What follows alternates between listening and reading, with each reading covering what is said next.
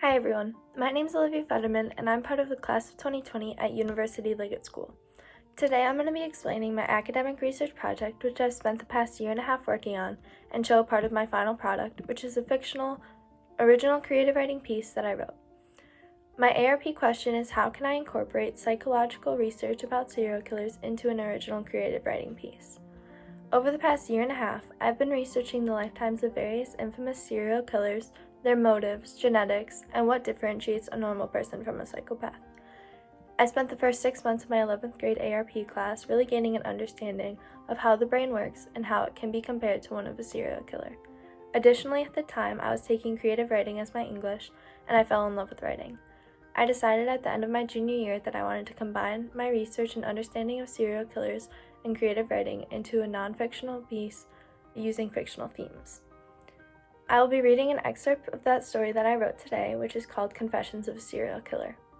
In the future, after things return to normal, I plan to publish and sell my book, although today you're only going to hear a little bit of it. If you're interested in reading the entire novel or listening to an audiobook, feel free to reach out and I will make it available to you. Thank you to everyone who made this a possibility and supported me in this long process, and for making it a reality. Part 1. The first. This is all the reality that no one is sure of. For all I can assume that none of it is real. Nothing feels real. I feel nothing. The first time I saw him, I was 17 years old. He had dark brown hair, but when he stood in the sunlight, the top of it turned into a glowing brown.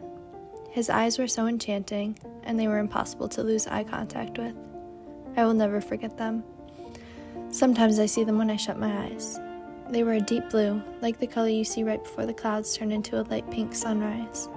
He was my first. His name was Brendan Stevens. I enjoyed going to watch the sunrise. It eased all of my troubles for a few moments, seeing how much light can change the things around you.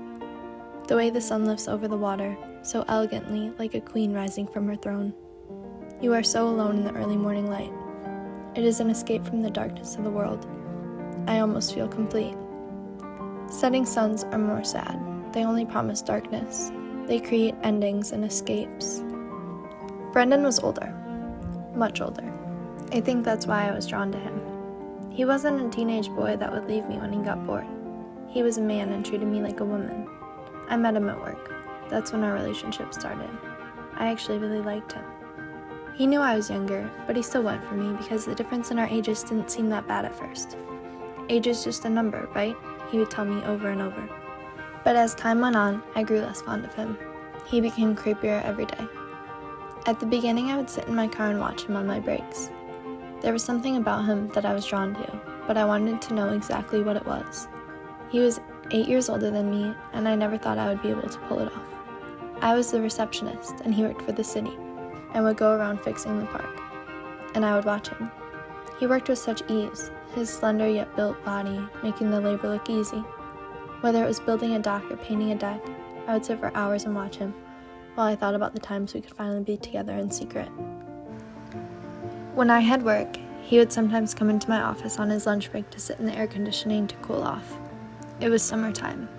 He'd be sweating from the heat, and I would kindly open the door, then sit there and look pretty. He opened up to me about his life, telling me his hopes and dreams that I took from him. He once told me of his travels to Barcelona and told me that I should go there someday because he thought I would like the people. I honestly hate people. I never really said much because I did not want him to get too close, but eventually we became, for lack of a better term, friends. I would sit there and answer phones, making sure to act charming and nodding him along as if I was a child. After several weeks of spending our time together and watching, I realized the alluring effect that I could have with his kind.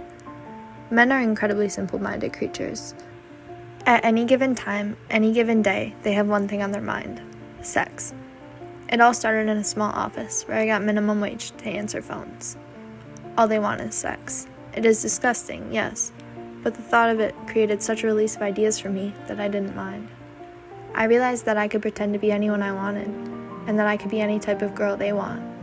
Different men want different kinds of women, and once you can figure out how they want you to act, it's simple. There are so many different possible roles I could play, and they would all be extremely pleasing to the male eye, but I needed this one to be special. I needed the role that would catch his eye and strike his fancy, making me irresistible while leaving him incandescently happy. Brendan wanted me to be good. He was a nice guy who was very conscious of my feelings, or so he thought of my feelings. It was almost as if it was a game, making someone fall in love with you, when really you feel nothing for them at all. For him, I acted like an innocent, naive little girl who needed to be treated childlike. I pretended I needed to be taught. I pretended to ask questions about things I knew he knew the answers to, because it made him feel needed and superior, even though I was much more knowledgeable about the answers than he.